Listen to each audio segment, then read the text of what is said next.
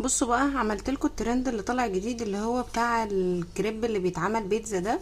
بس انا غيرت فيه شويه حاجات بحيث ان انا ابعد بعيد عن ان هو يقلب اومليت زي ما الناس قالت. ان شاء الله هو هيطلع بيتزا مش هيطلع اومليت.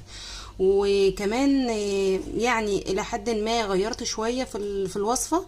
اتمنى انها ان شاء الله تظبط وتطلع تمام، وهقول لكم رايي بكل امانه. الناس اللي متابعاني عارفه ان انا بقول رايي بكل امانه، والحاجه اللي ما تستاهلش بقول يا جماعه ما تستاهلش، والحاجه الحلوه بقول حلو.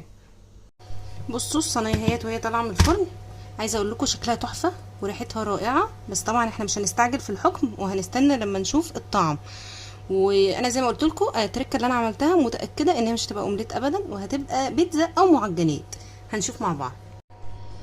بصوا بقى، دي البيتزا اللي من غير عجن ومن غير يعني فرد ولا اي حاجه. دي البيتزا السايله اهي بالطريقه بتاعتي اللي هطلعها لكم اهي. معجنات، عجينه طريه اهي، مش اومليت.